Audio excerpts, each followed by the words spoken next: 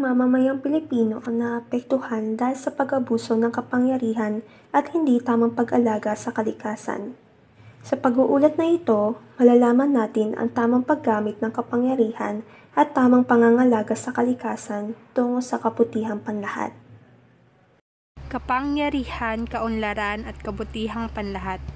Ang kapangyarihan ay ang kakayahang makaimpluwensya sa isa o pangkat ng tao upang maisagawa ang isang bagay o aksyon. Ang paggamit nito ay maaari nating makita sa tahanan, sa pangunguna ng ating mga magulang at sino mang nakakatanda sa atin. Ang pagkakaroon ng kapangyarihan ay isang napakabigat na responsibilidad na naiatang sa isang tao o grupo. Ang mga taong mayroon nito ay inaasahang magawa ng mabuti at maayos ang responsibilidad na iniatang sa kanila. Nararapat na sila ay magsilbing magandang halimbawa at ehemplo lalo na sa mga murang edad gaya natin. Sila ang nagsisilbing gabay ng mga ito upang malaman ang takbo at kahulugan ng buhay sa mundo. Anumang maling paggamit nito ay magreresulta din lamang ng kapahamakan sa gumawa, bagkos pati na rin sa taong nakasaksi nito. Kung kaya napakahalaga na magkaroon ng bawat isa ng paninindigan sa tamang paggamit ng kapangyarihan para sa kaunlaran at kabutihang panlahat. Ayon dito, kapag ang tao ay may kapangyarihan o tungkuling gampanan ng isang responsibilidad para sa ikabubuti na nakararami, ay dapat niyang laging unahin ay ikabubuti ng lahat bago ang kanyang sarili. Dahil may mga nakapatong na isang mabigat na paninindigan ng isang individual na may kapangyarihan na namumuno at masunod para sa kaayusan ng lahat. Ang bawat kanyang desisyon na gagawin ay may katumbas sa malaking epekto sa bawat taong nasasakupan nito. Bigyan natin ng isang halimbawa ang namumuno sa ating bansa o Pangulo. Maraming opisyal ng gobyerno ang namumuno o namamahala sa iba't ibang sektor ng alituntunin ng ating bansa. Ngunit nasa kanya pa rin ang huling desisyon o aproba bago magawa ang mga ito at may sakatuparan. Hindi dapat na inaabuso ang kapangyarihan ng isang namumuno dahil ang mga tao na sasakupan nito ang lubos na maapektuhan. Napakahalaga ng mga tao na katataas sa atin makapangyarihan sapagkat sila may kakayahan na tayo ay pasunurin at pamunuan sa lahat ng bagay na maaring hindi pa tayo lubos na may alam o batas na ibinababa. Tandaan na napakahalagang sundin ang mas may makapangyarihan sapagkat sila ang nagdidikta o gumagawa ng paraan upang ang lahat ay mapabuti. Ngunit kapag alam na hindi na maganda ang pamamaraan nila ng kanilang pamumuno, mainam na huwag sundin at gawin sa tingin ay mas tama. Lahat tayo ay bahagi ng iisang mundo dahil namumuhay tayo sa kalikasan. Batid nating malaki ang ginagampan ng kalikasan sa tao at ng tao sa kalikasan. Ano mang gawin ay maaaring makaapekto sa bawat isa. Magkagayunman, ay marami pa ring tao ang nakagagawa ng hindi tamang pangangalaga sa kalikasan. Kung kaya minsan, ay kung ano-anong kalamidad at pandemya ang ating nararanasan, na kung minsan ay naging dahilan ng pagkasira ng ari-arian at higit na masakit ang pagkamatay ng mga minamahal sa buhay. Ilan sa napapanahong issue ukol sa pagkasira ng kalikasan ay isa rin sa mga nagdudulot ng kalamidad sa mga tao. Tulad ng pinakamadalas nating marinig o marahil karamihan sa atin ay madalas na rin gawin.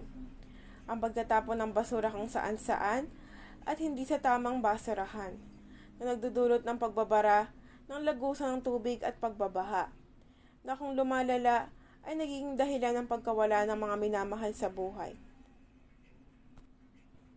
Maaari nating maiwasan ang mga posibilidad ng pangyayaring ito kung susunod lamang ang mga tao sa tamang rutina ng pagtatapon ng basura at hindi isang tabi lamang ang posibilidad ng kalamidad. Sa paraang ito, mas mababawasan ang mga buhay na pwedeng masira at mawala at tataas ang kaunlaran para sa ating lahat.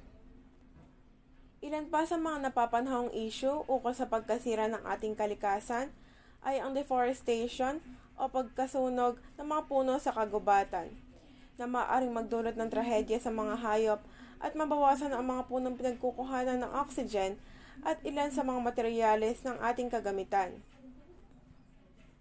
Isa pa ay ang pagbabandalismo na pwedeng maging mitya ng paggaya o pagka-impluwensya ng ibang tao dito at maging sanhi ng paulit-ulit na invasion sa mga gusali at tuluyang pagkasira sa ating kalikasan.